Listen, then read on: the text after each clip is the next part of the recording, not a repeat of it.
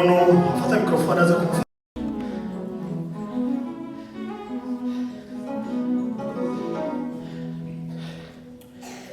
Duhere mu kuva Pastor Jean Paul dusome igitabo cyo kuva ibice 12 hera ku murongo wa 11 turongera dusome urwandiko rw'Abaheburayo ibice 9 turasoma ico gice hafi cyose muze kumva Pasaka ahantiryana kuva igice cha 12 igice cha 12 murongo wa 11 harabango uku abariko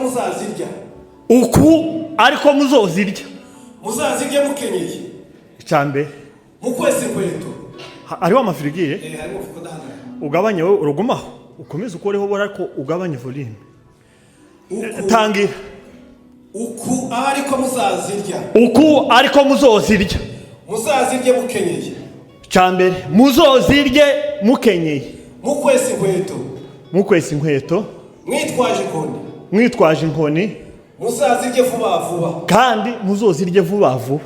Iyo niyo Pasaka y'Uwiteka. Amen. Gena mai burayi. Yeme mukomeze mwakire Pasaka. Igice cy'akagara. Igice cya 9 gisome. Utitondere. Murongo wa mbere. Abaheburayo igice cya 9 murongo wa mbere. Haravuga ngo isezerano rya mbere naryo ryari rifite imihango y'ubutambyi rifite n'ahera h'isi. Isezerano rya mbere naryo ryari rifite imigenzo mu yandi magambo ryari rifite n'ahera h'isi aho kuko hariho ihema ribanzirizwamo icambere hariho ihema ribanzirizwamo ryarimo igitereko cy'amatabaza cyari kirimo igitereko cy'amatabaza kikabamwa ameza n'imitsima kikabamwa n'imitsima iteretse kuri mbere y'Imana rikitwa ahera iryo gitwaga ahera gatatu kandi hirya y'inyegamo y'umwenda wa kabiri ukinze kandi hirya y'inyegamo hari umwenda wa kabiri ukinze reka dutange kandi hirya y'inyegamo hari umwenda wa kabiri ukinze hari ihema yego hitwa usome neza kandi hirya y'inyegamo y'umwenda wa kabiri yego ukinze hariho ihema yego hitwa ahera cyane aho hakitwa ahera cyane aha mbere twumvise ko hitwaga ahera aha kabiri ahera cyane ho hakitwa ahera cyane aho harimo icyotero cyacuzwe mu izahabu aho ngaho ahera cyane habaga icyotero cyacuzwe mu izahabu kandi gicuzwe mu izahabu n'isanduku y'isezerano yayagirijweho izahabu impande zose hanyuma iruhande rwayo hakabaho n'isanduka y'isezerano nayo yari yagizweho izahabu nayo yasaga neza isanduka impande zose n'ibiki byari biri muri iyo sanduka irimo urwabya rw'izahabu rurimo manu irimo na ya nkoni ya Aroni yafunditse hariho amafirigiye muri iyo sanduka icambere niho haba ijambo muza kumva ryitwa mana byari muri iyo sanduka ya kabiri icya kabiri hari mwiki irimo na ya nkoni ya Aroni yafunditse hakabaho na ya nkoni ya Aroni yafunditse uburabyo aho hakabamo bya bisate by'amabuye byanditseho amategeko hakabaho n'ibisate bibiri by'amabuye byanditseho isezerano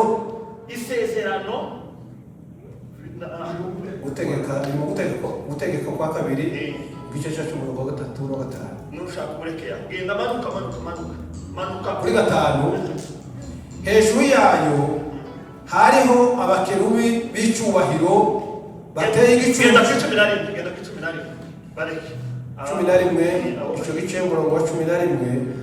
Ariko Kristo amaze kuza, nimumve nimukanguke mu izina rya Yesu Kristo, ahinduka umutambyi mukuru w'ibyiza bizaza. ariko Kristo amaze kuza anyura mu ihema rirusha rya rindi gukomera no gutungana arazanyura mu ihema riruta cyane gukomera no gutungana rwose ritaremwe n'intoki.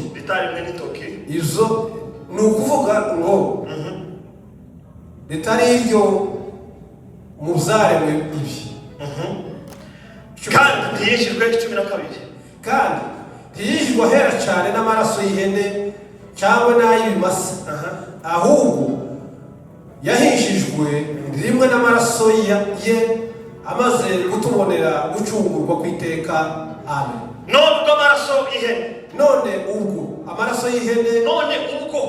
none ubwo amaraso y'ihene n'ay'amafizi n'ivu ry'inka yiriza, iyo biminjirijwe ku bahumanye kuzeza umubiri ugahumanuka.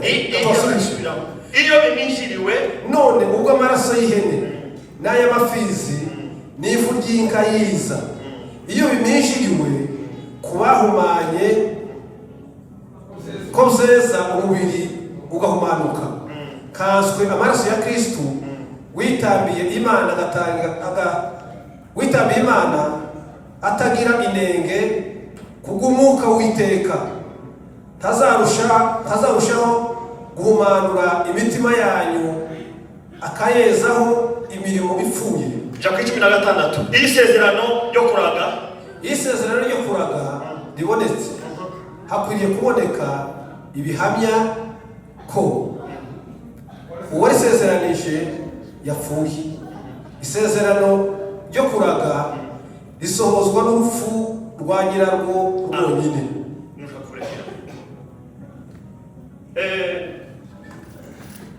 uyu munsi wa none, kubera ko bijya nababwiye mfite amahirwe y'uko imbere yanyu none n'ejo, uyu munsi wa none tugiye kuganira namwe ijambo rivuga ngo se imbaraga z'amaraso ya Yesu muri ubu buzima bwa none.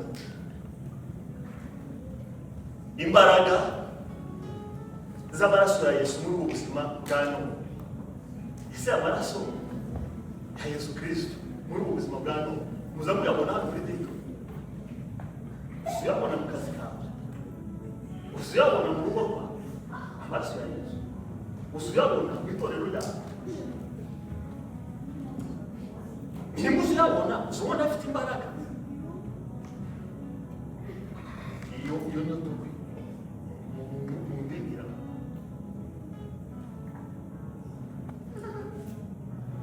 Ejo tuzoganira hejuru y'amagambo 7 Yesu Kristo yavugiye ku musaraba. Twumve icyo ayo magambo agamije nanone muri ubu buzima. Amen. Ndagira ngo tubanze tugende buhoro, kandi umwuka yanyemeje ko nzigisha.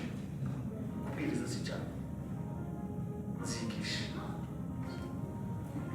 kubera ko tumaze iminsi twitabira ibiterane nk'ibi za Noheli, Pasaka, za Pentekoste, hakaba ubwirangira ikabigusiga kurya wari umeze nta kantu na kamwe, kandi umuntu agatega amaboko umusaraba wa Yesu, amaraso ya Yesu, abandi bakabyambarira, ariko Pasaka ikabirangira bikaba bimera ko kurwanya.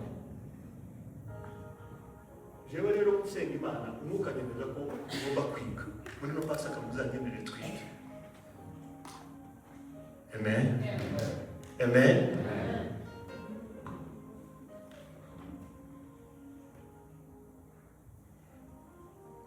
Pasaka igira ibisobanuro byinshi bitandukanye, ariko iby'ingenzi, ijambo ry'ingenzi mu bindi byose mwagiye mwumva n'ibindi mukicumva. Pasaka ni ijambo riza risobanura ngo gucaho cyangwa se kunyurwaho. Amen. Uko ni definition ya Pasaka. Indimi zose uzoshakishamo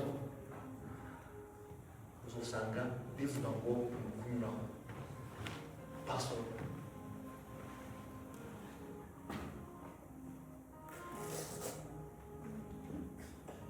Muri Bibiliya rero Pasaka ivuga inshuro 80 gusa. Abwiye ko twiga inshuro 80 muri Bibiliya rero Pasaka zivugwamo inshuro 80 ikavugwa mu bitabo 17 muri ibi bitabo. Pasaka izivugwa mu bitabo 17 izivugwa mu ngoma za kabiri, mu ngoma za abami ba kabiri, ikavugwa mu kuva, ikavugwa mu bakorinto ba mbere, ikavugwa mu bitabo 5 bya Mose, ikavugwa mu bitabo 4 by'ubutumwa bwiza, ikavugwa muri Ezekiyeli, ikavugwa muri Eze, hanyuma ikaza kurangirira mu Baheburayo ubwo bahaye Bibiliya mu izina rya Yesu Kristo. Ibyo bitabo nizo Pasaka ijyanye.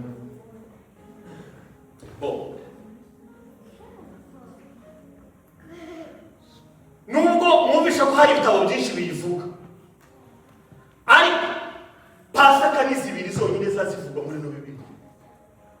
Haleluya. Amen. Ni Pasaka zibiri zazivugwa.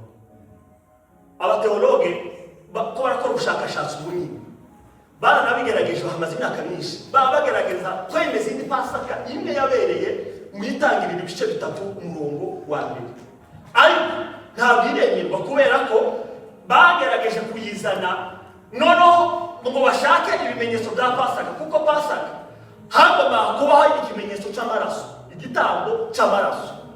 Yemwe turi kumwe? Hanyuma iyi yo mu itangiriro igihe cya Adamu na Eva, iyi Pasaka ntiremera kubera ko baza bashaka ikimenyetso cy'amaraso kibakibonye. Bityo aba bateologe bakayishyira ku ruhande bakaza kwemeza rero Pasaka zibiri. Pasaka yabereye muri Egiputa, ariho hari ahantu twarusubye kuva mu gice cya 12 nibwo Pasaka ya mbere ijyanye. Pasaka ya kabiri ikagaragarira muri Luka igihe Yesu Kristo yakasangira n'abigishwa be. Nizo Pasaka zibiri zemewe. Yemwe turacyari kumwe? Pasaka rero ya mbere iriya yo mu isezerano rya kera yabayeho irakorwa, kandi Bibiliya yatubwiye ngo hagombaga gutanga ibitambo byari bifite protokole yazo. Mwabyumvishije iyo umutambyi yajaga gutanga hari uburyo yagombaga kwitwara, kandi hariho uburyo bubiri bw'abatambyi. Hariho abatambyi basanzwe bakagenda bagatamba mu buzima bwa buri munsi bagatamba, hakaza kuza n'undi mutambyi aho hantu bahitaga Ahera. Hanyuma abo nibo abatambyi bose bazaga bagatamba, hanyuma bagataha bazanye ibitambo byasuzumwe zikemerwa bakabona gutamba. Iyo bakagarukira muri icyo cyumba cyitwa Ahera. Turacyari kumwe? Noneho hakaza undi mutambyi umwe watambaga igitambo, hanyuma rimwe mu mwaka. Si bose bagaragara, bajya batambye mu bisho ko ari abantu bagaragara. Hari icyumba bagaragaraga, hari n'undi cyumba batagaragara. Imana irarebe. Haleluya. Abati se ibintu naryari. Aba bantu ndemye n'uburyo bazi n'amafuti yabo n'amakosa n'ibyaha n'ibiki. Aba bantu bose ibi bitambo bizobona ibitambo basoza baza gutambo buri munsi. Hari ibintu bibiri byatambirwaga kuri hariya hantu. Habaho gutambirwa ibyaha n'ibicumuro. Mbega ngo bikomeze kubitandukanya. Icyaha ni waba kwica amategeko y'Imana. Yego icyo nicyo cyaha n'umuntu n'umuntu. Icyaha ni kwica itegeko y'Imana. Naho muri iki gihugu cya Amerika icyaha ni kwica itegeko rya igicumuro ni igicumuro cyo gusha.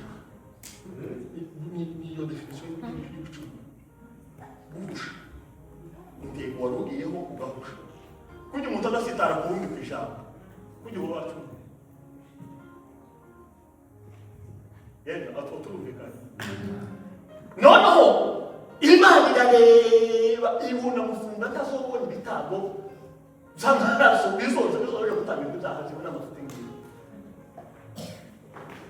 ni mu kumvuga byagenze ko ndabakura ko batangira amateka makeya gusa sibyo ngiye kuvuga mu cyane abantu bakeneye kwiga teology abapasiteri bazofungura ishuri ariko no kugira ngo twinjire mu ijambo neza mwumve aho pasaka inkomoko yayo Yesu Kristo rero abona tibizokunda tibizoshoboka kuko bina bitambo byagiraga kiriteri n'ingingo amabwiriza cyangwa kuba igitambo kidafite inenge habe n'imwe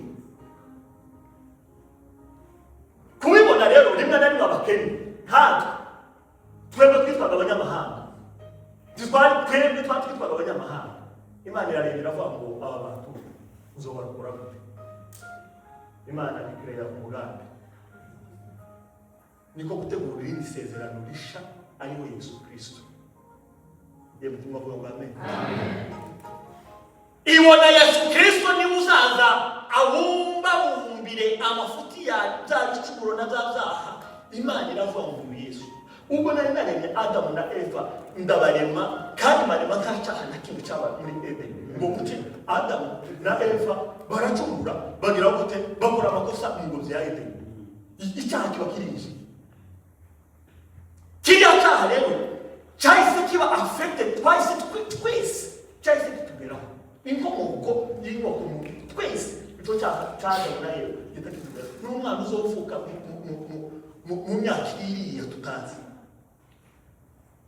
agomba kuvukira mu cyaha cya Adamu na Eva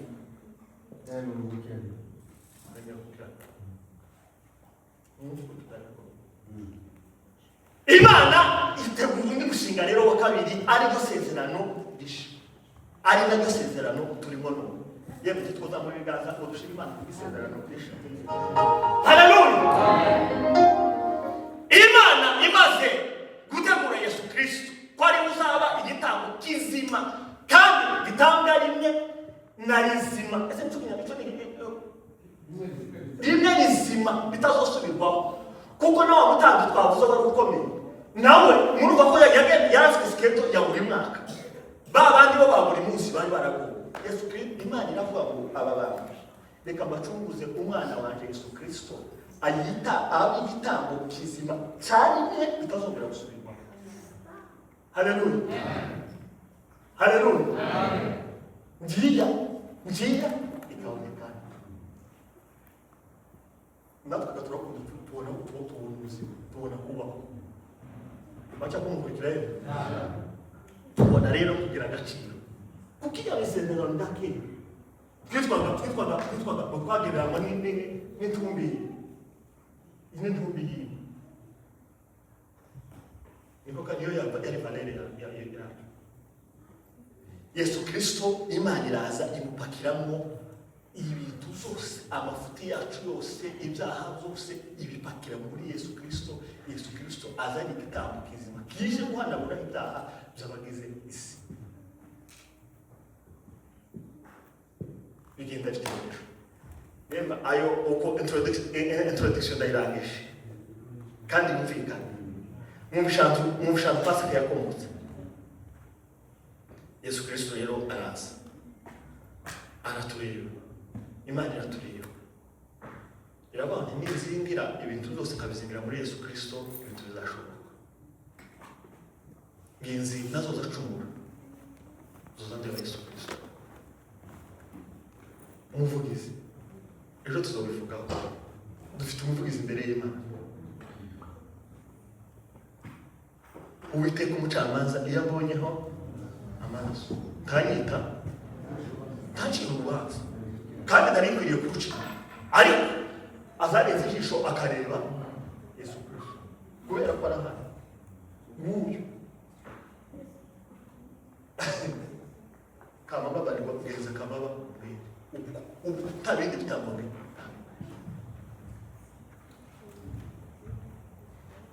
Haleluya. Amen. Haleluya. Amen. Hashimwe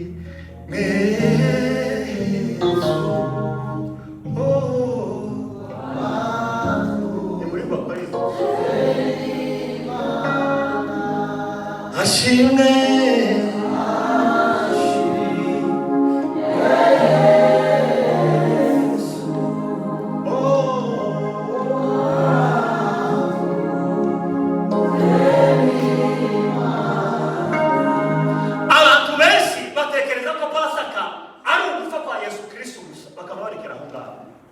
siko nawe mwari muzi no ntabwo Pasaka yambutse imigufu kuko habayeho ariko Yesu Kristo yambutse imbibi zo gupfa muri Pasaka habamo ibintu bine tugomba kureba by'ingenzi ijambo rya mbere ni ugupfa no kuzuka kwe ijambo rya kabiri ni imbabazi twagiye ijambo rya gatatu ni ubutsinzi twahawe ijambo rya kane ni ubugingo bw'iteka ngiyo Pasaka ntabwo babikubiye ibi byose bivuze Pasaka igiye urupfu rwa Yesu Kristo gupfa no kuzuka hanyuma hakabamo ubugingo hanyuma twabonye intsinzi hanyuma hakubiyemo n'imbabazi ngayo magambo ngiye kubabwira ubu nyine hanyuma n'icyaha ngiye kubasobanurira ayo magambo ni hano rero kuko nari mbabwiye ko uyu munsi tugiye kureba imbaraga z'amaraso ya Yesu muri ubu buzima bwa buri munsi turimo tuva muri ibyo ngibyo nari mbabwiye by'amateka ni byiza kubimenya nabyo ariko noneho ubu nyine uyu munsi wa none aya maraso ya Yesu Kristo yavuye ku bwacu hari imbaraga mubona agifite none niba afite imbaraga ibibazo aya magorwa tugira azaza umwaka ugashira amaraso ayasahane umuntu agashwana n'umugore umwaka ugashira imbabazi zikabura ndigisha kandi ndakora kutumva umwuka yawe umwaka ugashira umuntu yarashwanukana n'umugore barashwana muza mushwana umugore akakakubabarira umugabo nawe akakakubabarira iyi Pasaka ya none ubabarira umugabo wawe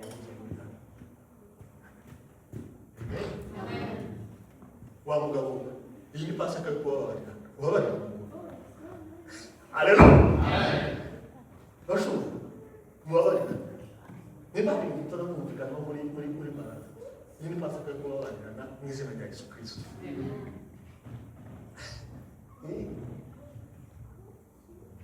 kubera ko imbabazi z'Imana ni imbabazi zitagira urugero zidashobora kurangira kubera ko imbabazi Imana Yesu Kristo yatugiriye imbabazi iyo atagira imbabazi taba yarebeye ku bantu nimureke ninde wari ufite imbaraga Pilato akira Yesu urubanza Yesu yari afite imbaraga zo kubwira Pilato ngo silence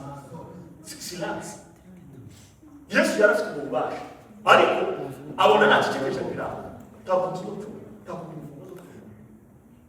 reka niyige nk'umunyategeko ushobora guhahazwa n'umuntu uwo ari we wese kugira ngo tuve uyu munsi haleluya ku musaraba hariho ibisambo bibiri murashaka ko mukurikira hariho ibisambo bibiri kimwe iburyo ikindi ibumoso Yesu Kristo arahindura abona ibisambo bibiri abona kimwe akibonamo kwizera gukomeye Yesu Kristo yamubwira imbabazi arakibwira ngo turabana zira ni imbabazi kuko kira gisambo cyari igihomora cyacana amaduka mu munsi cyakiri urubanza kuko ibyaha cyari cyarakoze amabanki cyari cyarayamo muri ntara y'amazi Yesu Kristo ari kubera imbabazi ni mubere kubera imbabazi z'Imana Yesu Kristo aramubwira ngo hari ahantu bari masomo muri Bibiliya ngo mwumve ko kira gisambo kigeze kigenda ngo kihane ngo ariko Imana gushaka kindi imbabazi yavuga ngo turabana muri paradiso imbabazi z'Imana ziracahari muri uyu munsi wa none. Mutanga imbabazi mu izina rya Yesu Kristo. Iyi Pasaka, iyo Pasaka yo kubabarira n'abana banyu, iyo Pasaka yo kubabarira kumvuga kubaho, muzamubona kumvuga ibintu bihaba kurubuga ati wowe waravuze nabi uyu mwaka genda ubabarire mu izina rya Yesu Kristo. Niba hari umuntu wo mu muryango wakubwiye nabi umubwire ngo iyi Pasaka yo kubabarira. Haleluya, haleluya, imbabazi z'Imana. Pasaka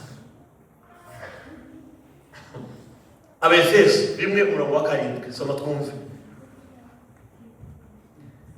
Amaraso ya Yesu azana gucungurwa no kubabarira. Ico ni ikintu mugomba kumenya. Amaraso ya Yesu aracungura hanyuma akatubabarira.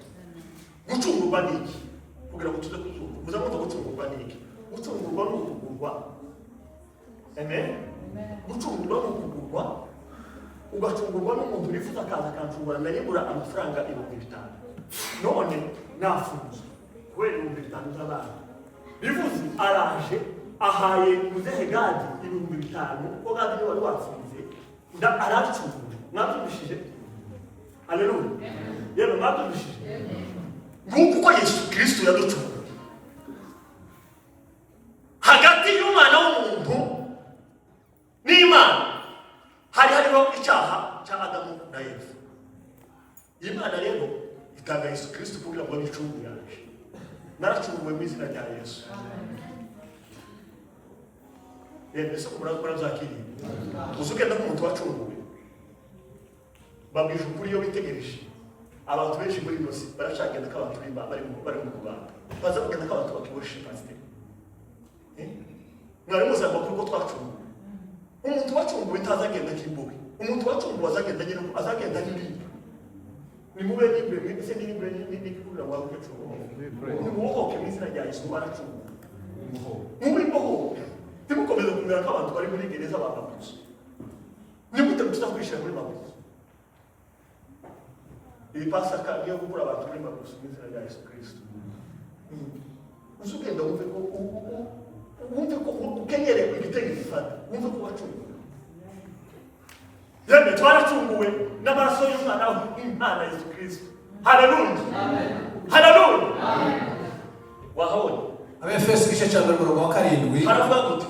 Niwe waduhesheje gucungurwa. Niwe waduhesheje gucungurwa kubw'amaraso ye. Ariko kubabarirwa ibicumuro byacu. Kuko ubutunzi bw'ubuntu bwayo buri. Ubutunzi bw'ubuntu bwayo. Amen. Haleluya. Haleluya. Ijambo rya mbere. Mumenye ko twacunguwe tutakiri Imana.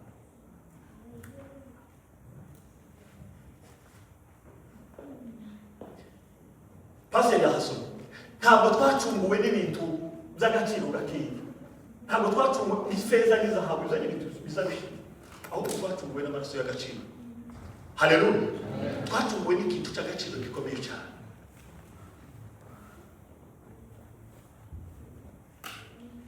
Bisobanuye iki? Bivuga iki? Nta cyaha na kimwe, nta buremere bw'icyaha na kimwe amaraso ya Yesu adashoboye gukuraho. Ico mukimenye ndakibatangarije mu izina rya Yesu Kristo. Iyi ni Pasaka yo kumenya ko nta cyaha na kimwe, nta buremere bw'icyaha na kimwe, nta cyaha kiba hejuru y'amaraso ya Yesu. Kibibaho ibyaha mumaze kubona byakozwe n'abana b'abantu n'ibindi bikiza. Nta cyaha na kimwe kizorusha volume, nta na kimwe kizorusha volume amaraso ya Yesu. Iyo ni garanti forever. Yemwe ico muracumvishije mubimenye. Ni gute abantu baza batinya gusaba imbabazi kandi imbabazi za Yesu ziri hejuru y'ibyaha. Amaraso ya Yesu ari hejuru y'ibyaha. Cyakabiri mugomba kumenya. Nta muntu n'umwe ukiri kure amaraso ya Yesu tukurura ngo azane amwigize hafi. Nta muntu uri kure amaraso ya Yesu tosingira. Ese cyo muracumvishije. Haleluya. Twigizwe hafi Bibiliya ivuga ngo twigizwe hafi n'amaraso. Nta muntu uri kure amaraso ya Yesu atokuba ntabwiza nta.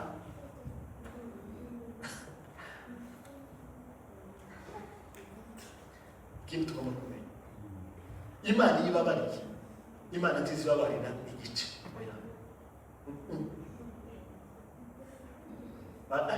bya bigezweho by'ubu nyine ngo yafuye amazi. Katanga urugero ku mufasha wacu. Kandi namwe bibaho mwana. Kwa kundi mu bitondo kuzuka wenda tumuti akabaho ijambo nari kumudahuza. Amara akabaho tutatu abaza. Ariko hashira umunsi na sinzi ko nawe uzushima. Nasema nakaambia ngo nesho niko zari. Tuambie mtwara. Siko wangu mtwara. Bisobanuye nasabaza bari kugisha. Ariko siko Imana nziza. Imana nziza bari ikintu mwakira iryo jambo. Haleluya.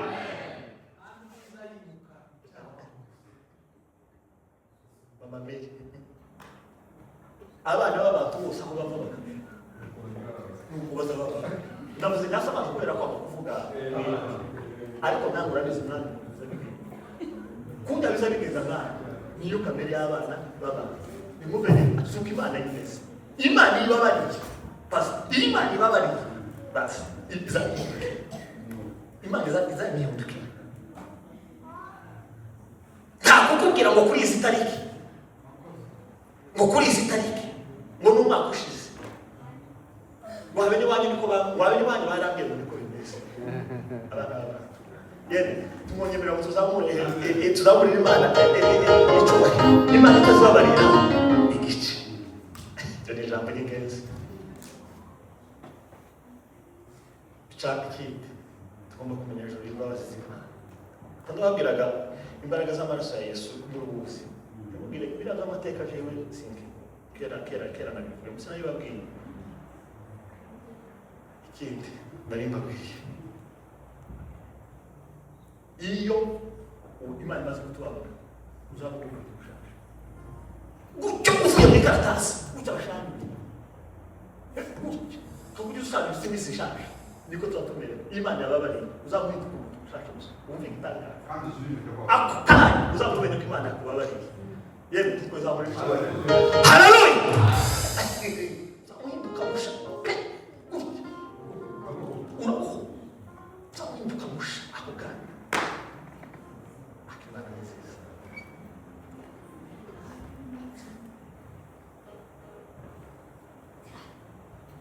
Niki rero dukura muri ibi tubabwiye. Reka kwivamo icyaha cyashize. Mwibiri joro warabisabye Imana imbabazi cyangwa muri iki gitondo cya none witekereza icyaha cyakozwe ejo. Niyo pasaka. Satani azakwibutsa ariko ubuntu bw'Imana bukomeye butwemerera kureba imbere aho kureba inyuma. Haleluya. Tidukwiriye ni muva amagambo abiri. Tidukwiriye kubaho turi abantu bafite kwitira guhora kwitiraho iteka. No. Ubwo ni ubuzima bw'imbobi bw'uburitwa kandi twavugiye. Mubatuke mu izina rya Yesu Kristo. Amen. Tidukwiriye kuba turi abantu bagenda n'isoni. Mwicara nakoze mu cyumweru gishize mu gikomeze kinzungukeho umuntu kimbuza abaho. Nimba navuganye n'Imana tukezezanya. Basi ndarangiye. Mureke kugira isoni z'icyaha cyashize. Haleluya. Haleluya. Haleluya. Nukuri ntabwo kuvuga ndetse Imana yako byasenze. Ura mukecuru wacu. Kandi sinza tunda kwivuga ariko wenda ni mutayigisha ryatanga ingero kugira ngo yumvikanishe icyo ashaka kuvuga. Arabizi. Kujya nyine namwe muzavuga mwana, nako tuba tuvuga mwana. Jewe za kurusha kwibagirwa. Kandi ko mukuri babwiye muri imbere yanyu n'imbere y'Imana n'imbere yiwe. Nta munsi nimwe ndamubwira ngo nejo niko wabize. Hari umunsi ndabikubwira nguru hano nguru yari yegeranye na Denise mubaze Denise akongore. Yesu karara. Nimba barakoresha amafaranga menshi cyo ugakoresha ikarita amafaranga ukayamara basi. None sura ya gavura niba warahashe ugahaye ifuko yazaka mu ngari bishingo kandi ukaba wabitetse. Yego byarangiye. Cyane ndumva ndamupfa amakarita yarangiye. Amafaranga yarangiye aba yarangiye mama na. amafaranga y'ejo urakoze basi unamufata icyemezo urifeka umudahindura ko urifuye guhindura ko urabona nanazi yamoye gaze ya 80 nipo imodoka imeze pasaka yo kwibagirwa ibyaha byakoze. Haleluya, turi kumwe. Naje pasaka ni muri ubu buzima bwa umuntu wacunguwe mu izina rya Yesu Kristo. Ikindi abantu benshi bamuzwe no kutemera imbabazi z'Imana. Imana irabona ariko hari umuntu yishiriraho wenyine imbogamizi zo kutumva, atizera ko yababariye, agahorana kwicira urubanza. Irindi jambo rya gatatu rikomeye dukura muri pasaka ariyo maraso ya Yesu. Amaraso ya Yesu aratweza kandi akadutunganya. Soma pastor Yohana wa mbere 1:7. Yewe turacari kumwe. Ndacari umuntu nkaho kiri muri introduction. Ako ndatekereza ko mukaba basobanurira kurushaho. Yohana wa mbere 1:7. Kumva ukunda amaraso ya Yesu azatwiza. Yohana wa mbere igice cya 7. Ariko rero iyo tugendeye mu mucyo kuko nayo iri mu mucyo, tuba dufatanije ubwacu kandi amaraso ya Yesu umwana wayo atwezaho ibyaha. Amaraso ya Yesu atwezaho ibyaha zose. Haleluya. Amaraso ya Yesu ni isabune nziza itwoza ibyaha. Ariko no gutangara niba hari abantu bagira amasabune neza n'abanyamerika mwese murayazi, ari amasabune tuza tuyoga twese murabizi, ariko uzumara koga hoteli intambwe zitanu umaze koga ya sabune wikogeho cyo bikoraho ukabona ubucafu mu kumurwara yabizayo cyangwa nisho ubucafuza cyangwa ukiri hajya muri dushe ugisohoka kujya muri dushe hari uzabishima gute dore kana n'ubu kandi ukonje n'usobanura aya masabune yose akorwa n'abana b'abantu ntashobora kutukuraho usize amaraso ya Yesu ntazakuraho. Iyi pasaka ya none itweze mu izina rya Yesu Kristo. Wumve ko uwe imbere y'Imana. Turacari kumwe. Amaraso ya Yesu niyo azayeza ibyaha. Mu nkiko za hano muri Amerika niho turi, baza bagenda bakavuga ngo baguhanyaguyeho itiki icyaha cya tiki.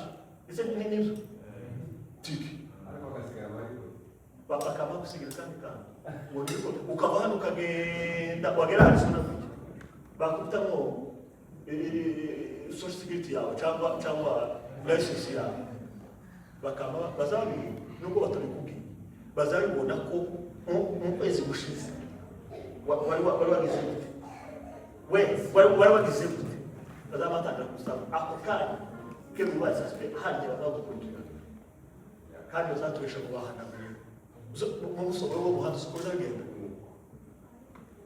Abanyamerika bazababesha amaraso ya Yesu atazabesha nyine n'azatwiza, ariko Abanyamerika bazababesha amaraso yawe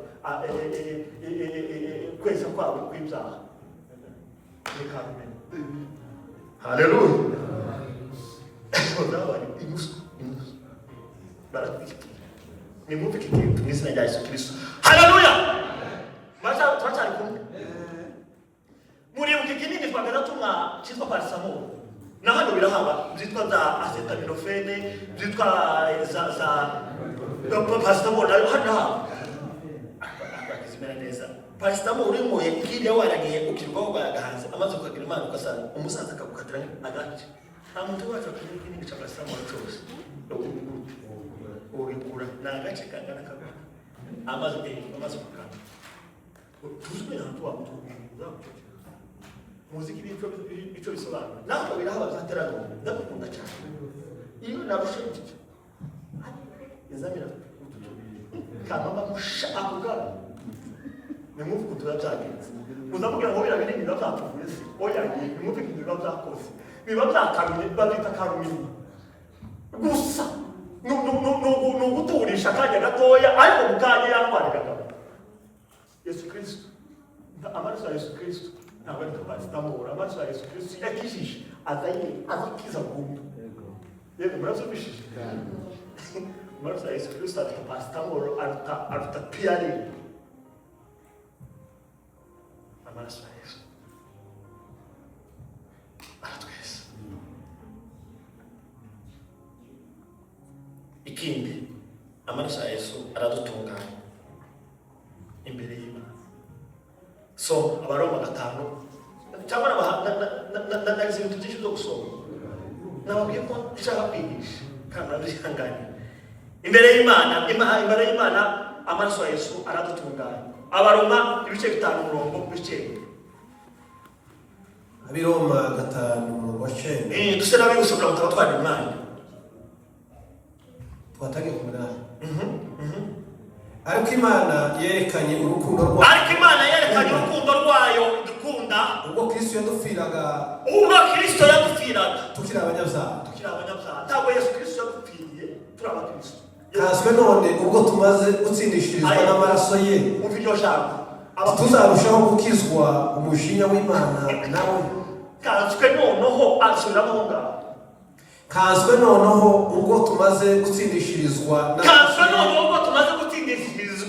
tuzarushaho gukizwa w'Imana nawe mbega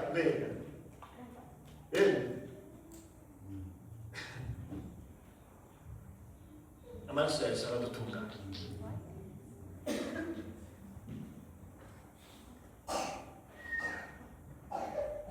niki amaraso ya Yesu adatunganya muri twebwe amaraso ya Yesu adatunganya umutima nama wacu amen amaraso ya Yesu adatunganya umutima nama wacu kuko mu mutima nama niho habamo ibyaha ni naho habamo kwishinja kenshi biba mu marangamutima biza bituruka mu marangamutima amaraso ya Yesu rero aradutsibishiriza haleluya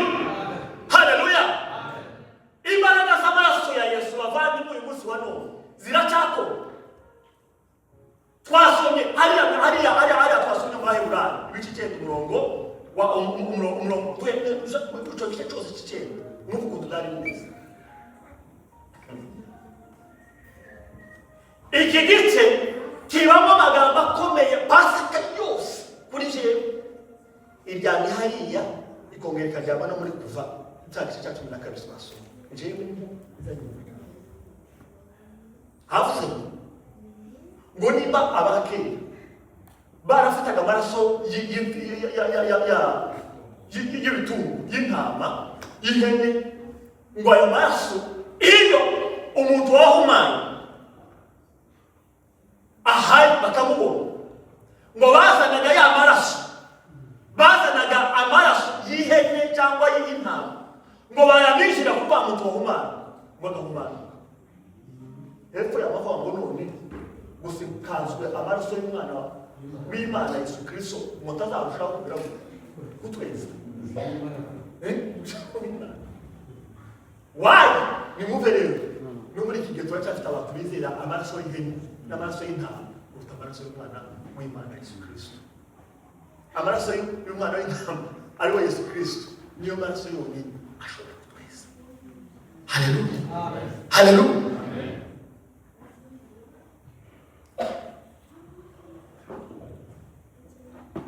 ikindi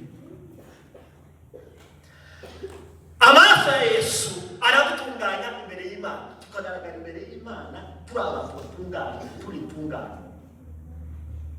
mwumva uko tuza bigira hari indirimbo ngoga izivuga ngo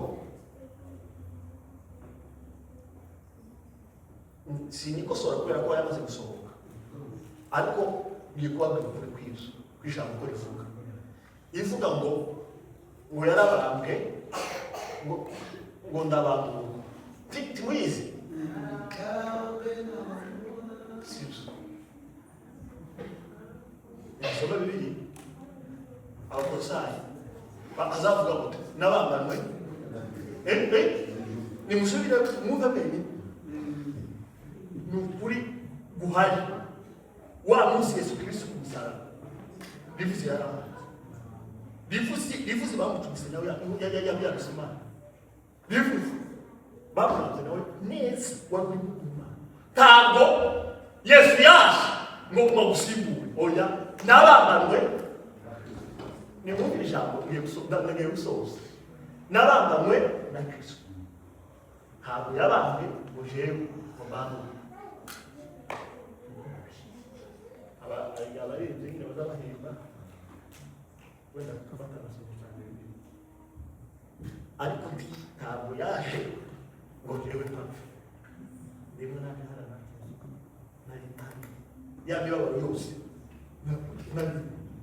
n'abambwe nawe ntabwo yigeze haleluya haleluya mubyizere ukuri niko kuri kw'ijambo ry'Imana n'abambanwe nawe kandi amaze kubambanwa nawe ntiyasize mu mvu Yesu Kristo yarazutse turazukana ngo amari aragenda yicara iburyo bw'Imana data none twebwe turi mu buryo bw'umwuka kandi Imana ni tubana n'Imana bavandimwe naho twebwe tubacu niye tunabwo misi turatanga mu kazi kakujya Yesu yaje naho akora akazi mabare ariko bacu ni ijuru haleluya gido pasaka mwumve pasaka mwumve akamaro ka Yesu Kristo muri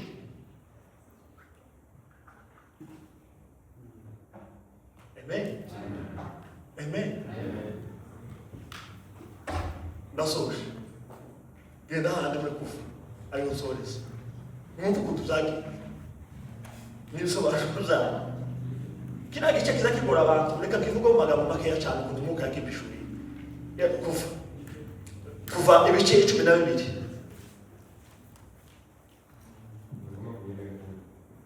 nusha kuhera aho ngaho cyangwa soma kuri 12 twumve amaraso ya Yesu muri ubu buzima bwa none hari icyo cyakora mu izina rya Yesu Kristo uko nzize abariko muzazirya umva uko ariko muzozirya ese niki ni mboga indizo niko ko bara muri ntabwo simone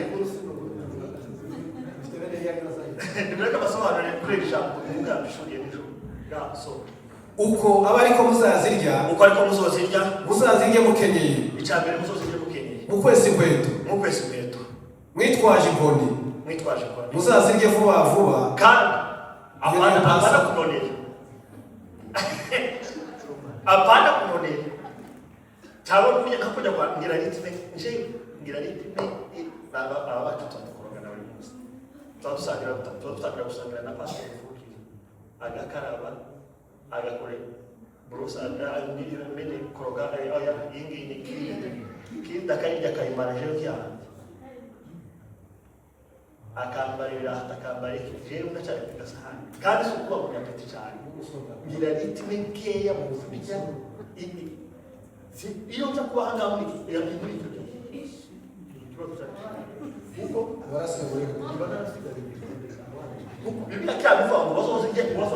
bazazirye vuba vuba iyo niyo pasaka y'Uwiteka umuvugo tubyane neza Exodus 12 kuko muri iryo joro nzanyura mu gihugu cya Egiputa kica abana b'imfura bose bo mu gihugu cya Egiputa imfura z'abantu n'iz'uburiza bw'amatungo n'imana z'abanyagiputa zose zasohoza amategeko ziciriyeho ndi Uwiteka tagira kuri rimwe tugenda kuri verse ya mbere gira mwumve basobanura tuno umwuka 12 umurongo wa mbere. Uwiteka abwira Mose na Aroni Uwiteka abwira ati uri ku 10 na kangahe? 12 umurongo wa mbere. Yes. Na Uwiteka abwira Mose na Aroni mu gihugu cya Egiputa ati uku kwezi kuzababere imfura y'amezi, kuzababere ukwezi kwa mbere mu myaka, kuzababere ukwezi kwa mbere. Yego. Mubwire iteraniro ry'Abisirayeli ryose. Yego. Kuwa 10 ukwezi umuntu wese yendere umwana w'intama uko amazu yabase ari aho, umwana w'intama umwe mu nzu imwe. Yego. Kandi niba inzu ari nto itari bumare umwana w'intama asangire n'umuturanyi we. Ni Pasika gusangira mu izina rya Yesu Kristo. Ni Pasika gusangira pastor. Musangi. Niba umwana w'intama ari munini mwana usora usangire na baba ne. Bisobanuye iyi ni gahunda. Ijya gahunda muzamumva abayumbe bavuga. Nahanga yatangiriye. Nahange. Ina gahunda yatangiriye. Iyi ni gahunda Yesu Kristo Imana yakwihereza Mose kugira ngo itandukanye ijambo rya mbere. Yari gushaka gutandukanya abanyegiputa n'abanyisirayeli. Noneho abona atakunze ari buvugire muri Mose. Abaha gahunda n'uko turi kugenda. Amen. Amen.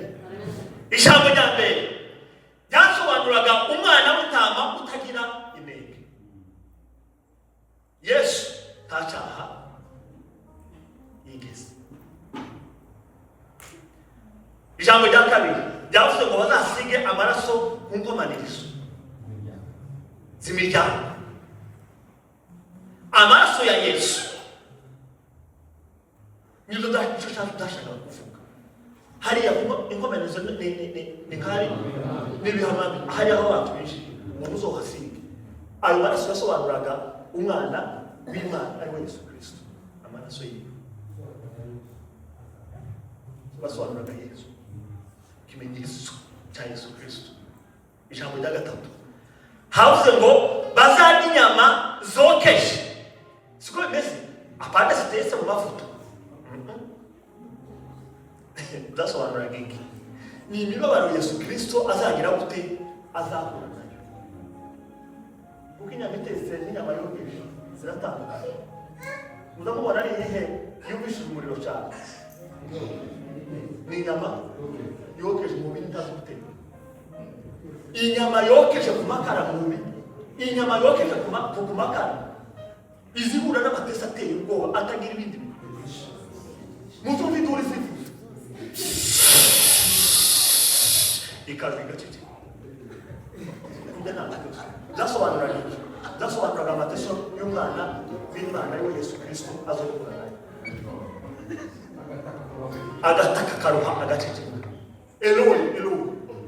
Yesu Kristo yaratatse arataka. Biriya muzamu Yesu Kristo yavuye icyuya kirashira kiba amaraso birashira. Biriya irucukumbuye uriya musara. Yesu Kristo yahuye n'amatesi mw'abantu ibi muzamubona twishimira yego twaracunguwe. Ariko Yesu Kristo yabari bahuriye nayo hara ku musaraba. Kabuto umuntu kwisi urahura nayo. Zonyine niyo batari kumushyiraho iriya kamba ry'amahwa. Iriya kiriya kimenyetso. Iriya misumari wonyine bari bamukubise hano baboneka ko ndabapira bakanta musumari undi. Uriya musumari wonyine wari ufite uburibwe, yari afite uburibwe butangaje. Umubiri w'ukuntu bawureze ngo imiyoboro y'imihumekere y'umubiri yose yahise ifunga ataranacikana. Kera yari yazibye kubera ukuntu bari bamureze Yesu Kristo. Ikamba ry'amahwa riri uriya mugabo yahuye n'ibintu bikomeye. Yesu Kristo ari amateso yose yaraciyemo asha kubera ya arashiriza kandi yambaye yaremera ababara kuko yari yambaye umubiri. Ni ukubera Yesu Kristo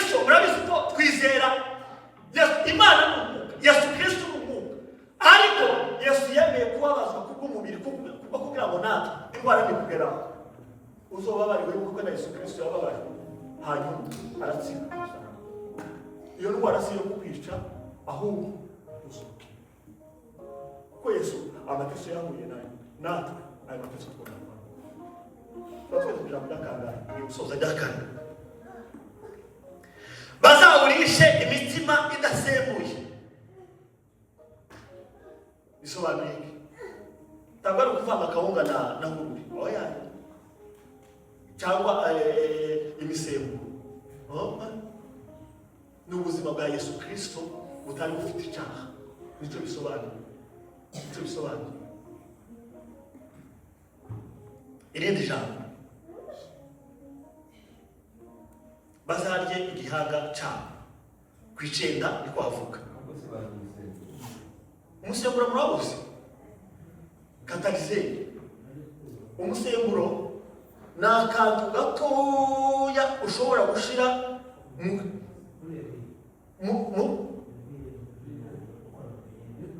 Okay, tuvuge amabenge niyo muzi gukora. Muzamubona amabenge. Ta powder muza gushiramo. Iriya powder muza gushiramo. Iriya turabona ko ushaka ari ifu muza gushiramo hanyuma mu kanya ukabona ikintu ukabona ko kirapfira. Ukabona ko kirafunga. Ubashyize mu musemburo. Izi nzoga zose muzamubona zose aho ziva zikaje zigizwe n'umusemburo. Yego. Ahangaha rero ndasobanura umubiri ubugingo bwa Yesu Kristo nta musemburo n'umwe wari ubaho kubera ko umusemburo wari icyaha. Mu Mana rero nta cyaha cyari kirimo. Icyo kirumvikana. Irindi jambo bazarya igihaga cyabo. Zasobanuraga gutekereza kwa Yesu Kristo. Amen. Bazarya ibyo mu nda zabo ku 9. Zasobanura guhoza umutima muri Kristo Yesu. Ni muhoza muri mugoroba wa none, muri Pasika ya none. Umutima wacu tuhoze kuri Yesu Kristo. Haleluya. Haleluya. Ngo ni ibintu byo kurya gusa bifite ibisobanuro. Umurongo wa 10 mukwese inkweto zasobanura kwitegura ubutumwa bwiza. Muri tayari gukwirakwiza ubutumwa bwa Yesu Kristo ku isi. Yego muri tayari muzi intambara ukundi meze. Tumabona ibintu twatwizihiza uko hari abantu bo biturasira tugapfa tugashira kubera ko twebwe twicyaye twatunda amakuru ya Yesu Kristo. Ni nacyo tuba nawe Abayisilamu, nicyo tuba dupfa n'aya madini. Iyo tubaza bizihiza uno munsi ibi ngibi tuba tuvuga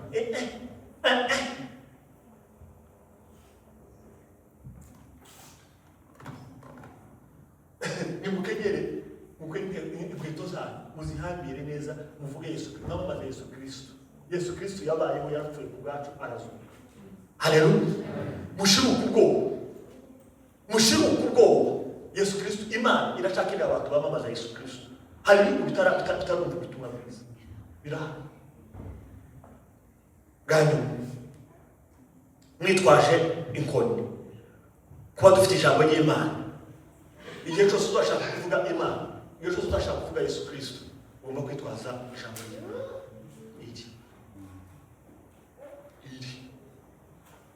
Niyo nkoni, iyi ni inkoni twahawe.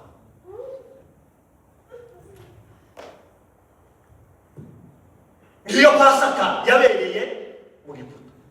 Nuko byagenze n'aya makuru yarashaka kubasobanurira. Uyu munsi wa none nababwiye maze kubabwira imbaraga z'amaraso ya Yesu. Uburyo zifite amaraso ya Yesu afite agaciro. Nuko nyine uyu munsi wa none twatuvuga hano muri Beto. Aya maraso arashafite agaciro bene data. Mureke gufata amaraso ya Yesu Kristo nk'ikintu cyarangiye cy'amateka. Amen. Haleluya. Mwumve ko tugendane ifiyeri ryabo, tugendane ububasha bwabo. Nurwara wiyambaza Imana, wiyambaza imbaraga z'amaraso ya Yesu. Nugira ubukene mu rugo rwawe, amaraso ya Yesu arahari kugira ngo abatabare. Haleluya.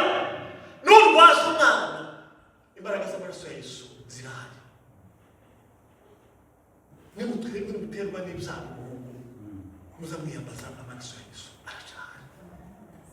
aracana gukora na bugingo kandi tuzosaza n'abandi bazi amaraso ya Yesu cyane muvande ni gute mwanyu mwiteguye Pasaka ni gute mwanyu Pasaka ibamene aho none tuzobara amateka yo kumva gusa ngo Yesu Kristo yarapfuye mutazamukoresha amaraso ya Yesu ngo muyapfe mugende iyi Pasaka ibe yo kwapurika amaraso ya Yesu mu ngo zacu haleluya haleluya mwumvishe ko hano twavuze ngo musa nimba umwana w'intama mutabushoboye musangire n'abantu musangire Yesu Kristo musangire Yesu Kristo musangire ese ni musangire ni musangire Yesu Kristo ngiyo Pasaka y'umugoroba mu izina rya Yesu Kristo haleluya ngiyo Pasaka ejo tuzoreba ibindi byinshi uyu munsi nakongora introduction niko byari imbere y'umutu bamuhaye ivuga ubutumwa bw'iminsi ibiri nuko biza bigenda uyu munsi yari introduction ariko ejo tuzinjira mu bindi turebe ukuntu Yesu Kristo ari umuvugizi imbere y'Imana nikaza tuvugana ese ni gutaka tuvugana amen amen ejo tuzobireba n'ibindi munsi tuzovuga ibyo Mwuka azotwishurira tuzobikera hejuru imbaraga z'Imana nizibane nawe mwakire Pasaka mu izina rya Yesu.